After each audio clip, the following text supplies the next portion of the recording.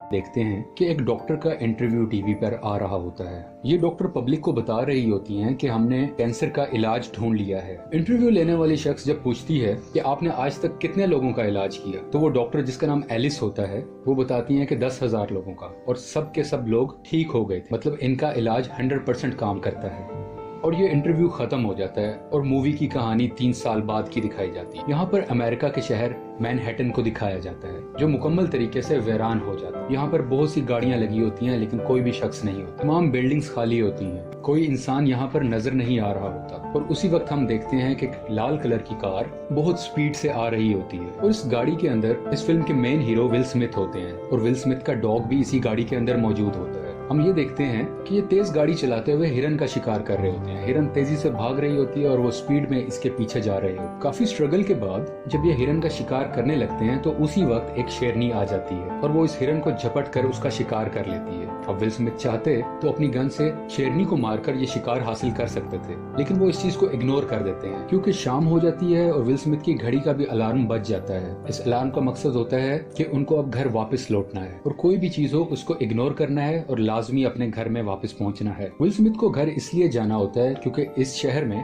कोई और इंसान तो नहीं मौजूद, लेकिन बहुत से म्यूटेंट्स मौजूद होते हैं। इस फिल्म में म्यूटेंट्स को डार्क सीकर्स का नाम दिया गया है। ये डार्क सीकर्स सिर्फ रात को बाहर निकलते हैं क्योंकि दिन में ये रोशनी बर्दाश्त नहीं कर सकते। इसीलिए विल स्मिथ का अलार्म बजता है और वो अपने घर चले जाते हैं। अब वो अपने घर में पहुंच चुके हैं। अब घर के अंदर विल स्मिथ और उनका डॉग मिलकर खाना खाते हैं और अपने घर को मुकम्मल तरीके से सील कर देते हैं। तमाम डोर्स को लॉक कर दिया जाता है और तमाम लाइट्स को भी ऑफ कर दिया जाता है, ताकि बाहर से किसी भी डार्क सीकर मीन्स वो म्यूटेंट्स, उनको पता ना चल सके कि घर के अंदर कोई मौजूद है। विल स्मिथ को अपने डॉग से बहुत प्यार होता है, और हम ये देखते हैं कि विल स्मिथ और उसका डॉग एक बाथटब में मिलकर सो रहे होते हैं, और इसी दौरान बाहर से बहुत डार्क सीकर्स की भी आवाज आ रही होती है। और अब यहाँ से कहानी फ्लैशबैक में जाती है। अब कहानी क्योंकि फ्लैशबैक में चली गई है, और हम ये देखते हैं कि विल स्मिथ अपनी फैमिली के साथ होता है, और वहाँ से वो अपनी बीवी और बेटी को लेकर एयरपोर्ट की तरफ निकल जाया कर। विल स्मिथ अपनी वाइफ को बताते हैं कि कम से कम 2 हफ्ते का खाना अपने पास लेकर अरेंज कर लेना, और एटीएम से पैसे निकलवा कर अपने पास रखना।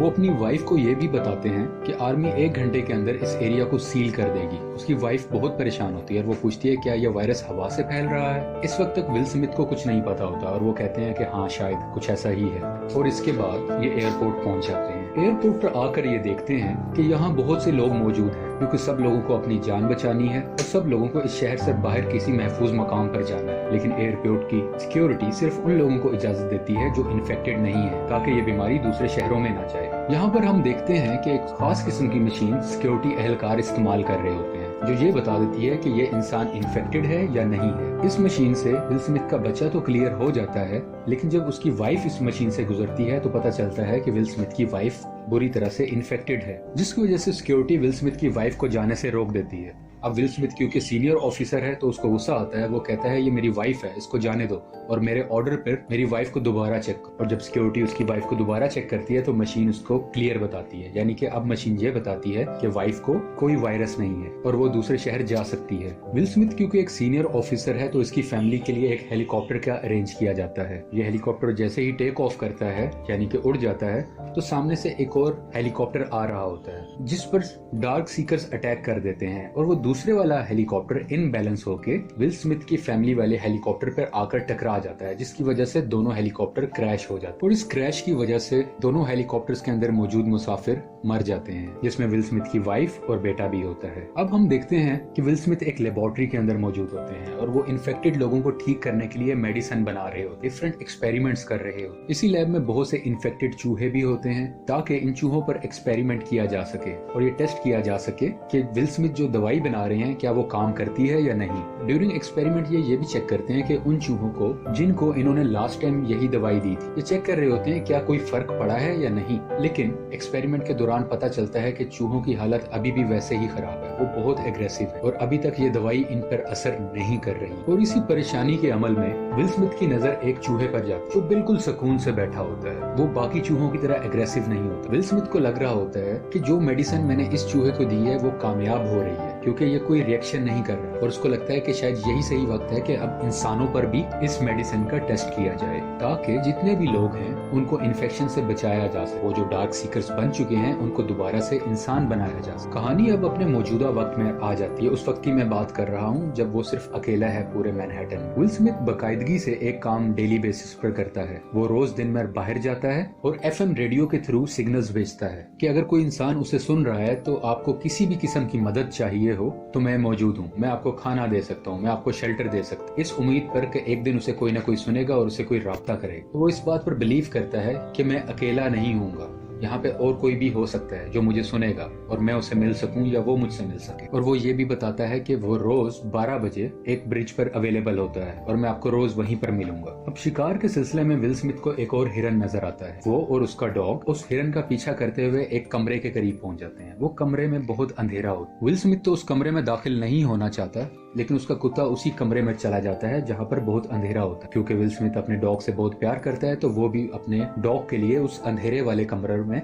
दाखिल हो जाता है। विल स्मिथ की गन के आगे लाइट लगी होती है जो उसे अपना डॉग ढूंढने में मदद दे रही है। यहाँ पे इन्हें इसका डॉग मिल जाता है और वो अपने डॉग को कहते हैं चलो मेरे साथ चलो, हम घर चलते हैं। लेकिन इनका डॉग बहुत डरा हुआ होता है और इसी बात के दौरान विल स्मिथ को उस कमरे से कुछ आवाजें आती हैं। विल स्मिथ जब अपने राइट लेफ्ट देखता है तो वहाँ पर उसकी नजर एक डार्क सीकर पर पड़ती है। डार्क सीकर मीन्स वही म्यूटेंट्स। इससे पहले कि वो डार्क सीकर विल स्मिथ पर अटैक करता, विल स्मिथ उसको गोलियां मारकर छल्ली कर देता है और फौरन अपने डॉग को लेकर भागने लगता है। इसी शोर को सुनते हुए बाकी डार्क सीकर्स भी बाहर आ जाते हैं और विल स्मिथ के पीछे भागने लगते। विल स्मिथ भाग रहा है, अपनी जान बचा रहा है। एक डार्क सीकर विल स्मिथ के बहुत करीब आ जाता है और वो उसके ऊपर अटैक करने ही लगता है कि विल स्मिथ खिड़की से छलांग लगा दे। अब क्योंकि खिड़की टूट चुकी है और वो बाहर रोशनी में आ चुका है, लेकिन वो डार्क सीकर जो उसके साथ रोशनी में बाहर आया था रोशनी में आते ही मर जाता है। क्योंकि हमने शुरू में बताया था डार्क सीकर जो है वो लाइट को एब्जॉर्ब नहीं कर सकते, वो लाइट में सामने नहीं आ सकते क्योंकि लाइट पड़ते ही वो मर जाया करते। अब विल स्मिथ को एक खुशी की बात पता चलती है। उसे ये पता चल जाता है कि इस कमरे में डार्क सीकर्स मौजूद हैं, तो क्यों ना इनमें से किसी एक को पकड़ लें और मैं अपनी लेबोरेटरी में ले जाऊं और जो मैं मेडिसिन बना रहा हूं वो मैं इन डार्क सीकर्स पर टेस्ट, ताकि मैं जल्द अज जल्द कोई प्रॉपर दवाई बना सकूं और इन सबको ठीक कर सकूं।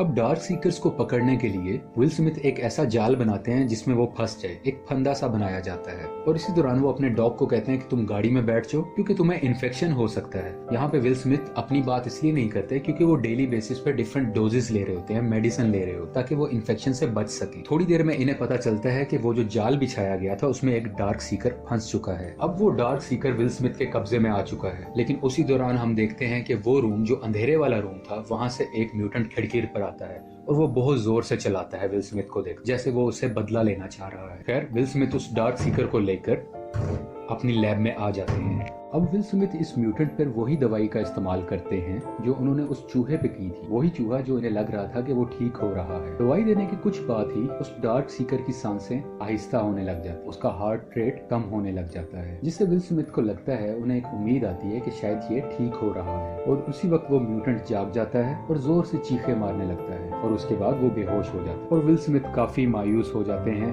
कि इलाज मुकम्मल तरीके से नहीं हो पाया। यहाँ पर विल स्मिथ एक वीडियो रिकॉर्डिंग कर रहे होते हैं और वो ये इस बात का खुलासा करते हैं कि जो दवाई मैंने बनाई है वो मुझे तो बचा सकती है इस इन्फेक्शन से, लेकिन जो ऑलरेडी इन्फेक्टेड हो चुके हैं उनको ठीक नहीं कर सकती।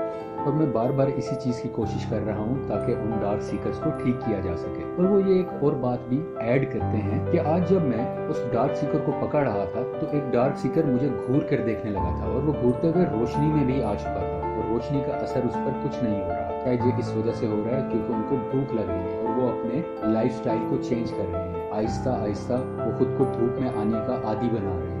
ये सब कुछ ये वीडियो कॉन्फ्रेंस में रिकॉर्ड कर रहा होता, वीडियो रिकॉर्डिंग में। अमेरिका के शहर मैनहट्टन में रहते हुए विल स्मिथ को 1000 से ज्यादा दिन हुए हैं। इसी तरह एक दिन विल स्मिथ अपने डॉग के साथ दिन में बाहर जा रहा होता है तो उसका पाँव एक फंदे में फंस जाता है और वो उल्टा होके हवा में लटक जाता है। ये फंदा बेसिकली डार्क सीकर्स ने लगाया होता है क्योंकि डार्क सीकर्स भी सोचने समझने की बहुत सलाहियत रखते हैं। अब विल स्मिथ हवा में लटका होता है और वहीं पे वो बेहोश हो जाता है।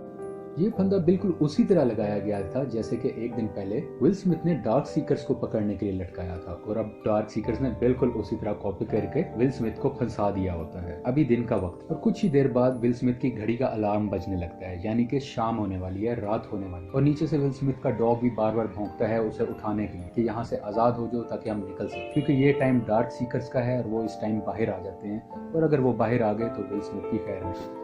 विल स्मिथ अब जाग चुका है। वो अपनी जेब से चाकू निकालकर उस रस्सी को काट देता है और नीचे गिरते हुए गलती से वही चाकू उसके पाँव में घुस जाता है। विल स्मिथ अपने डॉग समेत अपनी गाड़ी की तरफ बढ़ रहे होते हैं और इसी दरमियान वही डार्क सीकर सामने आ जाता है जो रोशनी में आ गया था। उस डार्क सीकर्स के पास 2 अपने डॉग्स भी थे जो कि इन्फेक्टेड हैं। वो डार्क सीकर अपने कुत्तों को विल स्मिथ और उसके डॉग पर अटैक के लिए छोड़ दे। विल स्मिथ उन दोनों कुत्तों को मार तो देता है, लेकिन गलती से वही कुत्ता विल स्मिथ के डॉग को भी काट लेता है। विल स्मिथ परेशानी की हालत में अपने डॉग को अपने घर लेके आता है। अपनी लैब में उसे तरह तरह की दवाइयाँ देता है कि शायद मेरा डॉग ठीक हो जाए, लेकिन उस पर कोई असर नहीं होता और विल स्मिथ रोते हुए अपने डॉग का गला दबाकर उसे मार देता है। क्योंकि अब इसका डॉग मर चुका है तो वो फिर से अकेला हो चुका है, क्योंकि शहर में इसके अलावा और कोई भी इसके साथ नहीं था और ये सीन बहुत सैड था इसके लिए। विल स्मिथ बहुत परेशान है और गुस्से में है और इसी गुस्से की हालत में वो दिन में बाहर नहीं निकलता, बल्कि अब रात को बाहर जाता है कि मैं तमाम म्यूटेंट्स को मार दूं, तमाम डार्क सीकर्स को कुचल दूं। वो अपनी एक तेज रफ्तार गाड़ी में जा रहा होता है और रास्ते में जितने भी डार्क सीकर्स आते हैं उनको कुचलता हुआ आगे बढ़ता है। लेकिन एक वक्त पर आकर वो फंस जाता है, उसकी गाड़ी रुक जाती है और उसका एक छोटा सा एक्सीडेंट होता है। अब विल स्मिथ जख्मी है और जख्मी हालत में वही डार्क सीकर जिसने विल स्मिथ पर डॉग्स छोड़े थे, या वही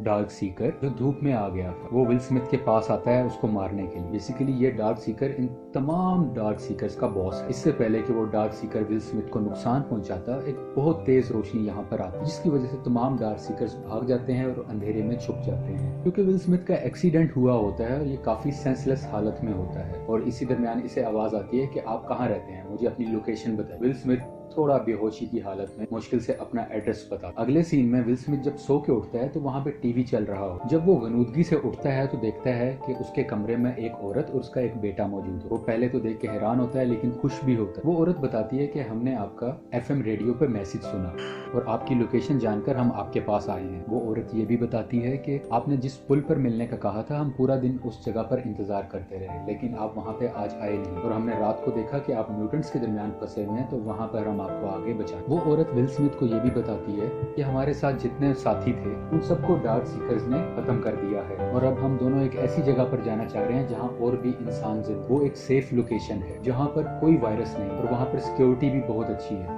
विल स्मिथ कहते हैं तुम इन गलतफहमियों से निकल आओ, ऐसी कोई जगह नहीं है, लेकिन वो औरत कहती है ऐसी जगह है।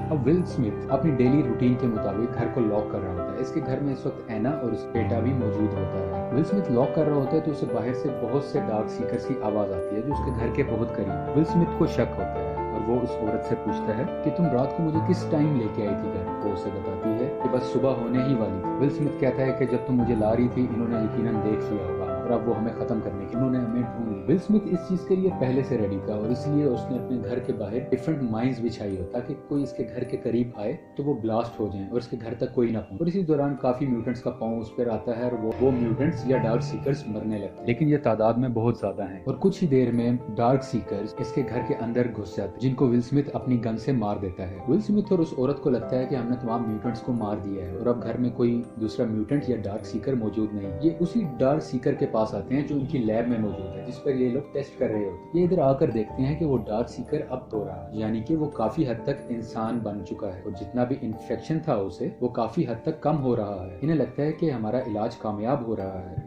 और उसी दौरान इसकी लैब में बहुत से मजीद डार्क सीकर्स आ जाते हैं। अब इसकी लैब बहुत बड़ी है और दरमियान में एक बुलेट प्रूफ शीशा भी मौजूद है। विल स्मिथ इस शीशे को बंद कर लेता है। ये शीशा बहुत मजबूत है, ये बड़ी सी बड़ी बुलेट को भी रोक सकता है। इसका मतलब है ये डार्क सीकर्स भी आसानी से उस पोर्शन में दाखिल नहीं हो सकते जहाँ पे विल स्मिथ मौजूद है। ये तमाम डार्क सीकर्स उस शीशे को तोड़ने की कोशिश करते हैं लेकिन अभी तक कामयाब नहीं होते, जबकि दूसरी तरफ विल स्मिथ चीख चीख कर कह रहा होता है ये देखो ये भी तुम्हारी तरह एक डार्क सीकर है, ये ठीक हो रहा है और मैं तुम सबको भी ठीक कर सकता हूँ। और इसी डिस्कशन के दरमियान इन डार्क सीकर्स का जो बॉस है वो सामने आ जाता है और वो बहुत गुस्से में होता है और वो अपने सर से टक्कर मारने लग जाता है उस शीशे और हम देखते हैं कि उस शीशे में डिफरेंट क्रैक्स आने लग जाते। आहिस्ता आहिस्ता वो शीशा टूटने लग जाता। इससे पहले कि शीशा टूटता विल स्मिथ उस डार्क सीकर का ब्लड सैंपल ले लेता है जिस पर वो ऑपरेट कर रहा होता है, क्योंकि अब उसको लगता है ये क्योर मैंने ढूंढ लिया है। तो वो उसका ब्लड सैंपल ले लेता है और उस औरत को एक सेफ चैम्बर में बिठा दे और उसको वो ब्लड सैंपल भी दे देता है और वो कहता है कि जब तुम उस बस्ती में पहुंचो तो ये सैंपल उनको दे देना क्योंकि यही इस बीमारी का क्योर है। वो औरत विल स्मिथ को कहती है कि तुम भी मेरे साथ आ जाओ, लेकिन विल स्मिथ कहता है नहीं तुम लोग जाओ,